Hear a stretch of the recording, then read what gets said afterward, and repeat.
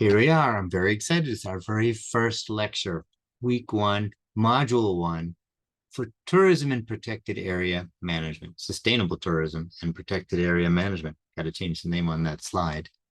So, as you know, protected areas have existed throughout human history. But did you know they existed even before human history? That's right, recently discovered Homo naledi in southern Africa 250,000 years ago had burial grounds deep inside caves, extremely inaccessible caves that somehow archaeologists managed to find and managed to go in. And you can see in the picture here, the Superman's crawl. It's only 10 inches high and they squished through there. Unbelievable. But that very unbelievability is part of the visitor management aspect of this burial ground protected area.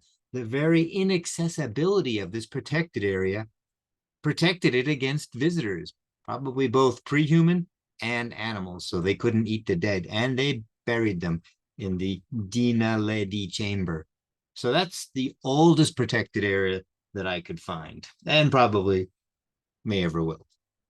But coming a little more recently, we have sacred forests. And when I say recently, I still mean over the last several thousand years. Feng Shui forests in China, sacred forests in India and Africa, all over the world, protecting spirits in sacred areas.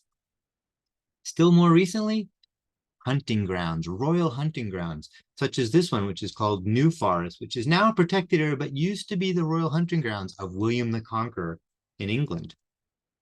Yet still a little more recently, the first national parks created by the colonial powers in Africa, such as this one, used to be Albert National Park, created after or named after King Albert of Belgium, now called Virunga National Park.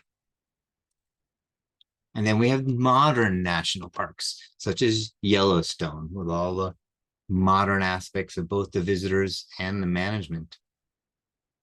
And even postmodern, I think even more recently, protected areas that are landscapes, that are integration of protected areas and non-protected areas, of buffer zones and development zones, to try and see things from a much bigger angle, from the entire landscape, and not just isolated protected areas, or even isolated protected areas connected by biological corridors.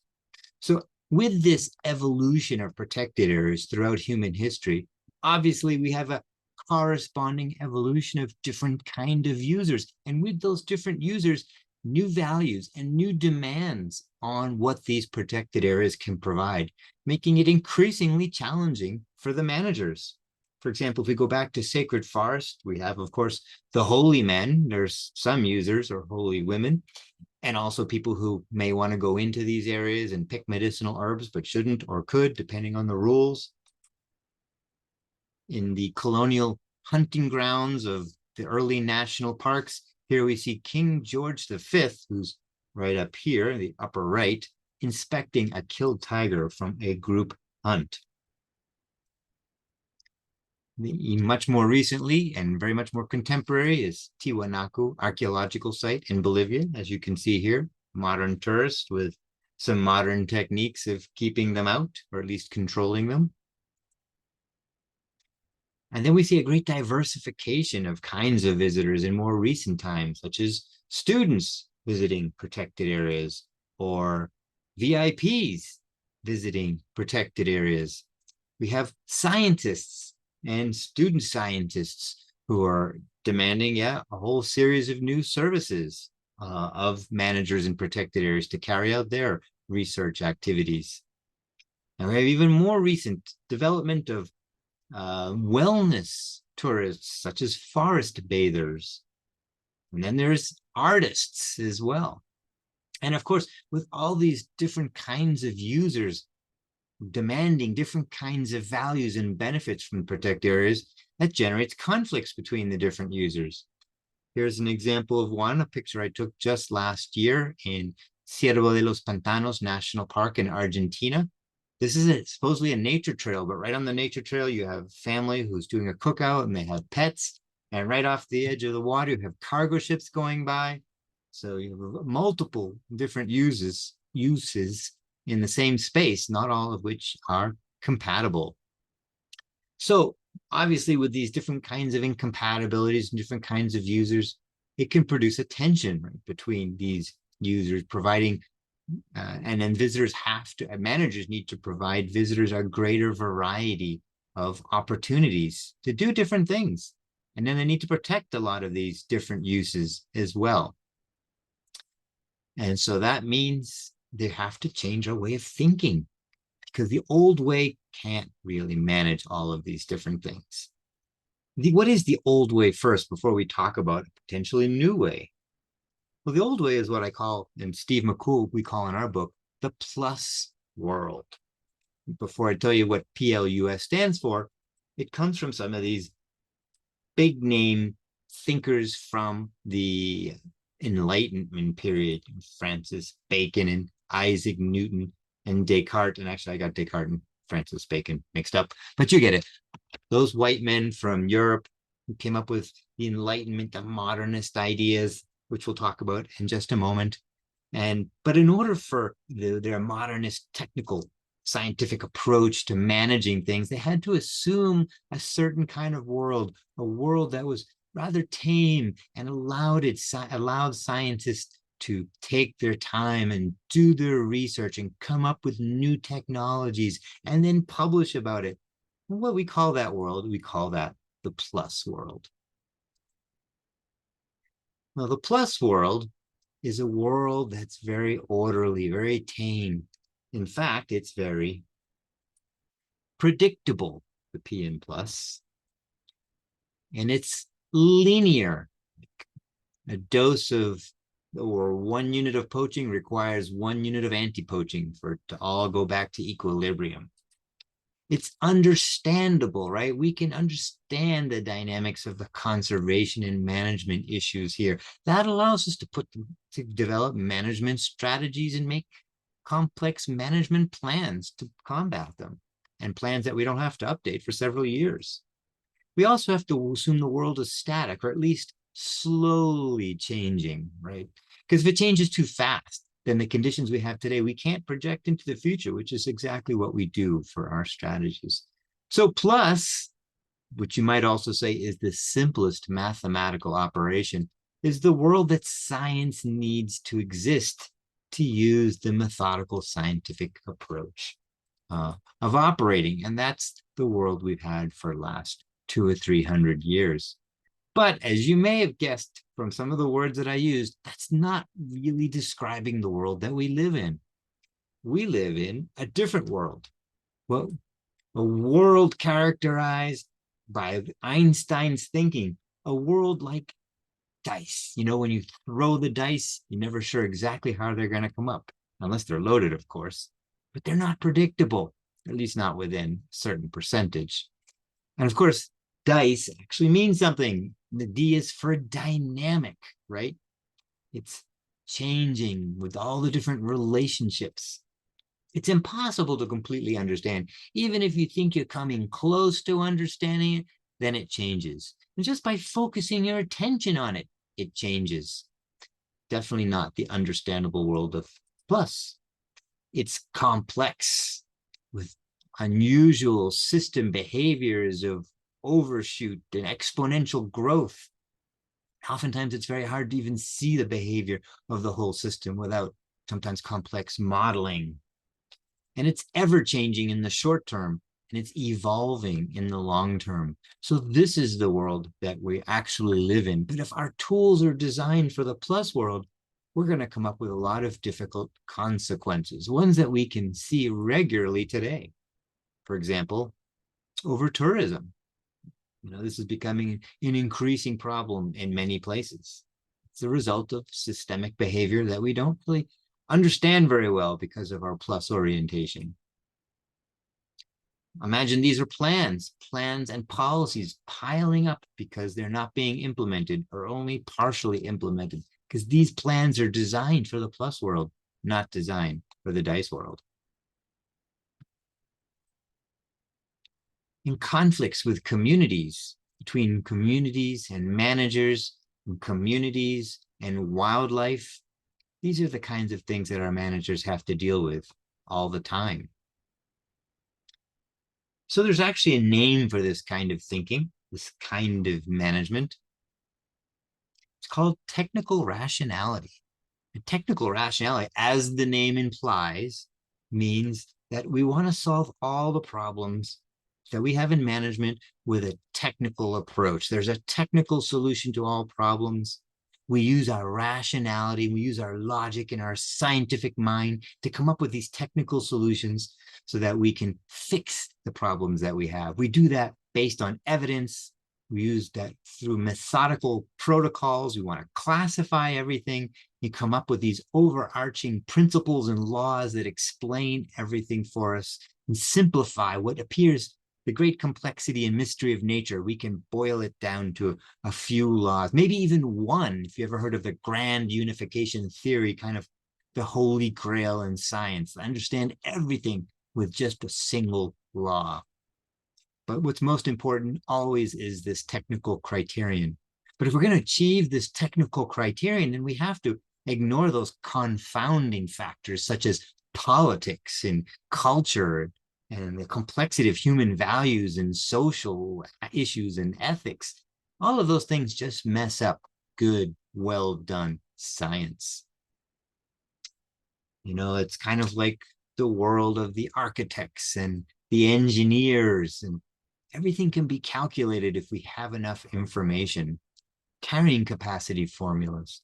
In the area of planning, there's yet another term for that. It's called rational comprehensive planning. We try to comprehensively think of all the scenarios, and then we choose the optimal one using our best, most scientific criteria and available data.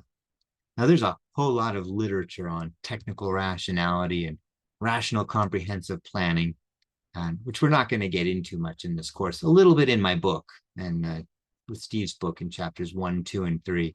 But suffice it to say, those things don't work well in the dice world, where things are changing constantly, evolving with complexity, mixing in the sloshing back and forth of social and natural realities. That's the world we really live in. That's the world tourism has to live in. That's the world management has to live in. So to survive in this world, managers can't just plan their way out and calculate their way out of their protected area management problems. They actually need additional resources to be able to do the things that they need to do. As Steve McCool said, decades ago, protected areas had both the mandate and the power to unilaterally plan and manage their protected areas. Now, today, he says, while they still retain that mandate, they no longer have the power to manage unilaterally their protected areas. Many of the problems come from outside. They require multiple stakeholders from many different places, sometimes on opposite sides of the world. And with the economic problems and the political problems, oftentimes budgets are being cut. So what do managers do? They need additional resources. They need resources from their stakeholder community. They need additional, what do you call it? They need better technical approaches, better approaches. They need more cooperation. They need help. They need to be able to essentially transcend some of the old ways of thinking. Here we have the director or the administrator of Monteleone National Park in Argentina trying to get tourists to go back online, back on the trail. She needs their cooperation.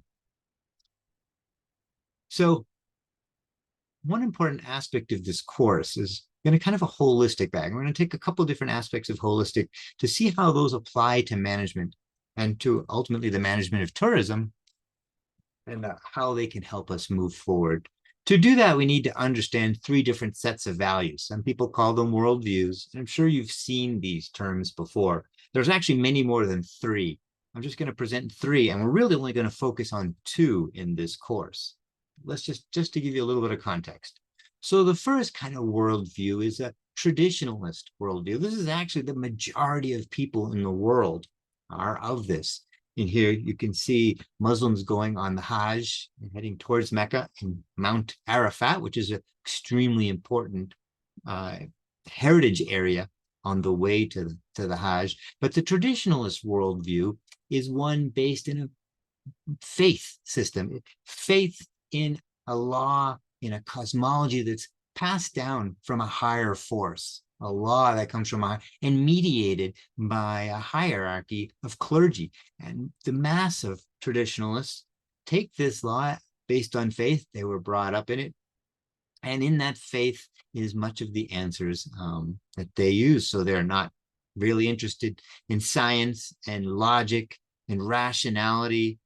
They use much more faith-based system. They can still use the tools of modernism, but that isn't their orientation, isn't the way that they look at the world.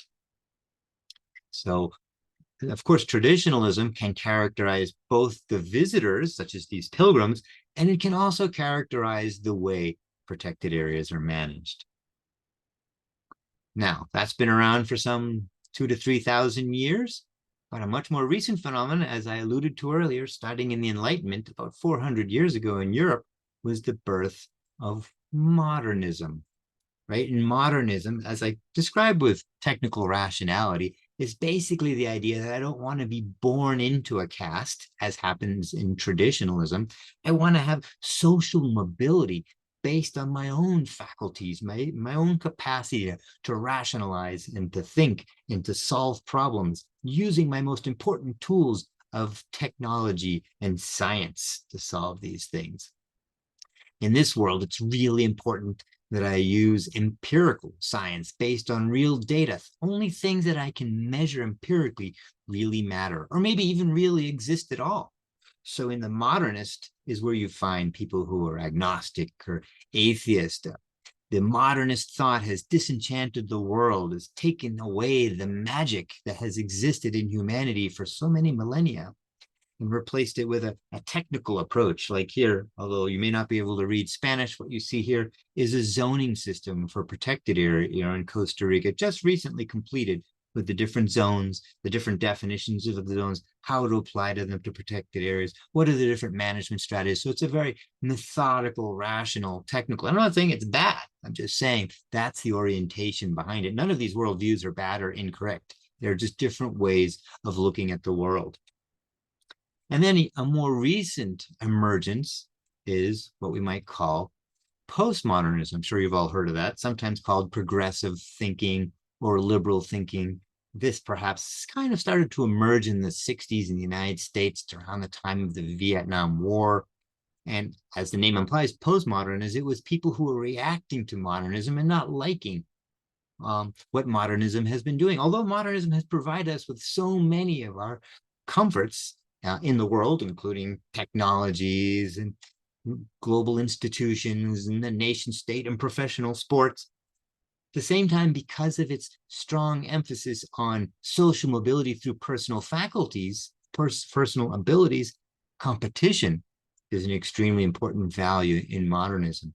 And the modernists believe, well, if you can't compete, sorry about that. So who tend to be the losers in a modernist worldview? Well, the environment that gets polluted and crushed and paved over, minority groups, whether they're African Americans or whether lower class caste in any country, tend to be women. So any of those groups. And so the postmodernists say that's not fair. Let's bring back, give voice to all of those groups who were suppressed in modernism. Let's now appreciate the interior, intangible aspects of humanity that modernism cut out. These, out of the postmodern thinking, the progressive thinking, came all these champions of women's right for voting, the environment, different kinds of justices, environmental justices, and equity and community, many of these values. And of course, this also is reflected in our management. For example, here in this picture, this is Tayrona National Park in Colombia. Instead of having a technically mandated from the desk determination of interpretation planning in the park, we have a very participatory power sharing approach done by an NGO in Colombia, as well as my NGO. So this is kind of they're rebuilding a timeline here of the park with the complete participation of the audience. That's kind of front, and then you can see the audience here.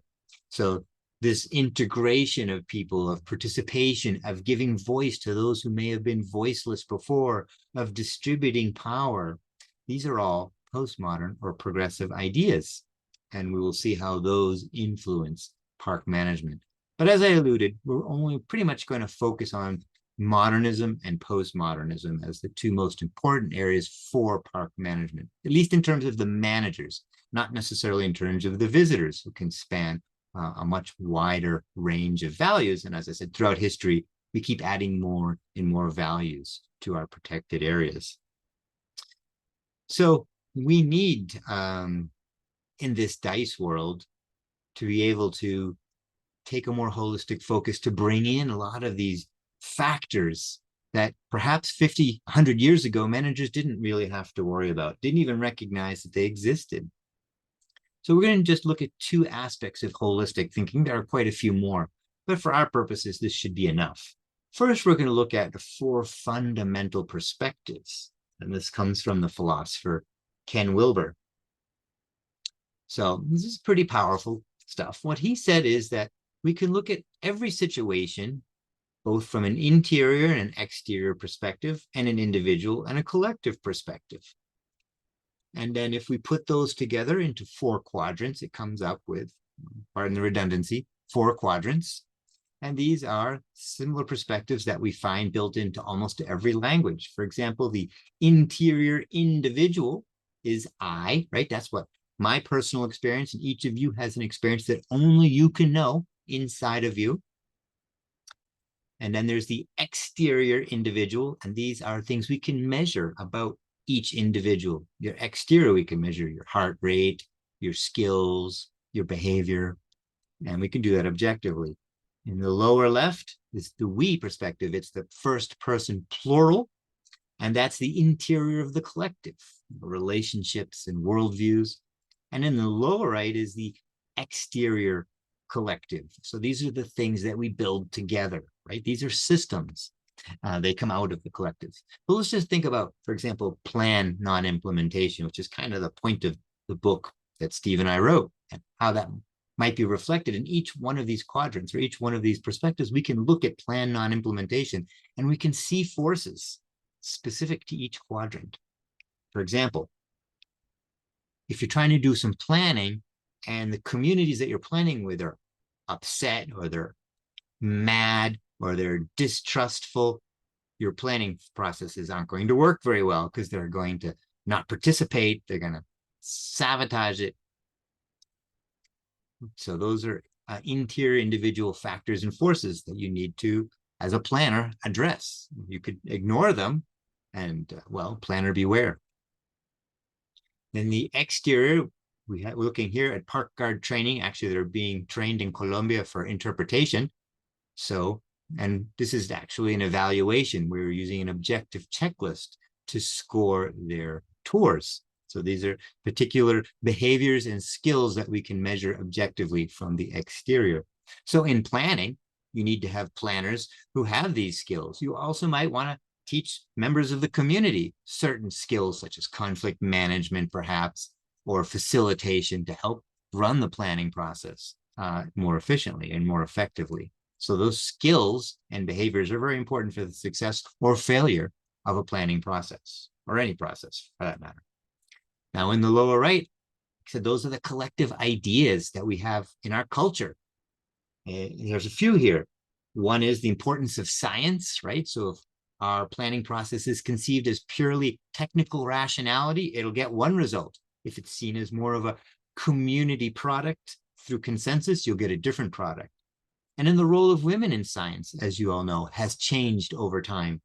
In earlier decades, women had almost no role in science. It wasn't seen in the culture as their proper place, but that's no longer true. Now women have a very important role in science. So that value, that collective belief in society is changing, and that's in the we space. And then, of course, in the lower right are the different systems that we produce, planning systems. Like this one says, new approaches to park and recreation planning. Government systems, our political systems, our economic systems. Those are all found in here. So in every particular situation, whether it's planning or sports or racism or anything, you can see in these 4 different quadrants. So it happens that certain specialists only look at the world through certain quadrants. In the upper left, you have the psychologists, spend most of their time helping people analyze themselves and come over mental blocks and things. In the upper right, it's about maybe behaviors and education. So educators might be up there, for example, spend most of their time training other people. In the lower right is people concerned with culture and norms. So they could be like, for example, anthropologists who study the interior of groups. And in the lower right, engineers and systems thinkers, different kinds of technical park planners. They go there. And a lot of times these people don't look in the other column or in another quadrant. So they're blinded to the forces that are there. I always like to think of it as, imagine you're a radar operator, right? And it's your job to make sure that no torpedoes come and hit your ship. So you're looking at your radar and it's lunchtime. So you bring a sandwich here and you're talking to your friend and your sandwich falls and it covers up half of the radar. So you still can see the other half. But what happens if a torpedo approaches and you can only see it? It only is visible under the sandwich. You never see the torpedo until boom, it's too late because you're half blind. That's pretty similar to this idea here. So these 4 perspectives. So if we take away the pictures, the interior of our experience includes our perceptions and our values and our attitudes, our beliefs and knowledge, our experiences, our intentions. We can ask people about these things, but only we can know about what we have inside our individual interior. Unless people can mind read, but we're not going there right now. Then in the exterior individual is my physical health and well-being, which can be measured, blood tests and my pulse and different kinds of other tests, and my behavior. Right now you're watching my behavior.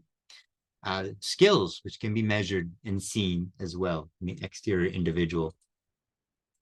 And as I mentioned before, the world views, paradigms, and assumptions of cultural groups, whether they be small groups like a husband and a wife, or husband and a husband, wife and a wife, or family units, or your neighborhood, or your religion, or your country, or all of humanity. Each of these different levels, we have shared understandings about reality, and we have relationships. And here too, we have our institutions and our policies, our technologies, and our systems. And these are the things that we build collectively out of our collective ideas. So again, we'll be looking at these 4 quadrants to help us understand different phenomena about tourism and management. And within each of these quadrants, one more concept of holism, and then I will let you go for today.